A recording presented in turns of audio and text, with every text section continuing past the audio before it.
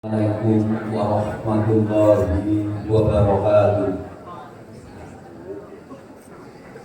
Katenteman kabagian kuing kawujudan mugi tansah tumedhak lan tumandhut kajiwa kasarira dumateng panjenengan sedaya dalasan kula suprambah sagung kulawarga sesepuh kini sepuh ingkang tumanging kinabekten Baroyo agung Bapa Tarong Sutanto saking kaliro ingkang kalinggo ing karumahan. Para tamu kakung saha ingkang sulistya ibu. Langkung rumiyin sumangga. Kula dherekaken tansah muji syukur konjuk wonten ngarsa dalem Gusti kang uriping dumadi. Nenggih Allah Subhanahu wa taala ingkang tanpa kendhat paling kanugrahan awujud kegiatan dalam kawilujengan saha pemberitahuan satemah panjenengan sadaya lan kula saged kempal manunggal kanthi winang-wining suka dalam basuki.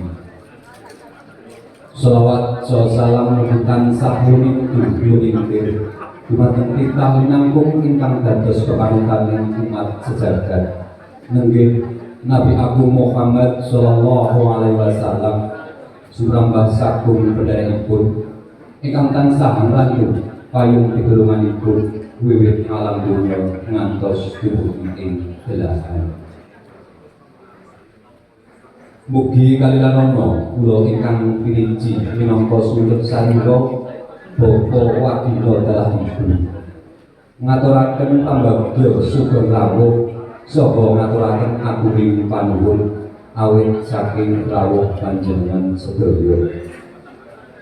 Salajengipun hananggapi wedharing pangandika saking Bapa Hasan minangka duta saking Bapa Tarong Sutanto ingkang sepisan paringipun kasugengan saha salam takdim saking Bapa Tarong Sutanto sekalian kula tampi kanthi suka gembiraning manah kanthi alaika wa waalaikumsalam warahmatullahi wabarakatuh.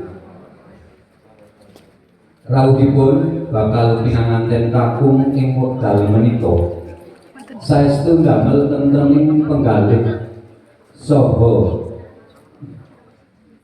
damel tentreming penggalih Bapa Wadina sakulawarga awit saestu badhe kasembadan sedyanipun hamijapaken putra kekalih jumbuh kalian rantaman ingkang sampun rinajik saking menika Bapa Wadina dalah kulawarga ngaturaken gunging panuwun ingkang tanpa upami jinambangan dening Allah Subhanahu wa taala sedya rama ingkang sampun rinantam saged kasembadan kanthi kalis ing samikala satemah lulus raharja. Paringipun syarat carana ingkang awujud pisang sanggan mas kawin menapa dene sanes-sanesipun ingkang manika warna ingkang werdinipun mugi sampun kababaraken Bapa Wadina dalah ibu nampi kanthi suka gembiraning manah saha ngaturaken agunging panuwun ingkang tanpa pepindhan dene semanten romaning penggalih saha luhuring budi Bapa Tarong Bapa Wadina dalah ibu salajengipun saestu nglogono anggenipun hanampi saha angacarani kawuh panjenengan sedaya kathah kekirangan saha kalepatan ingkang boten damel renaning penggalih panjenengan. Bapa Wadina dalah ibu ngaturaken gunging pangapunten ingkang tanpa upami. Mekaten ugi kula ingkang piniji minangka talangi atur Bapa Wadina dalah ibu kathah lepat atur kula ingkang kirang trapsila ugi nyuwun duming aksana. Wasana wassalamualaikum warahmatullahi wabarakatuh.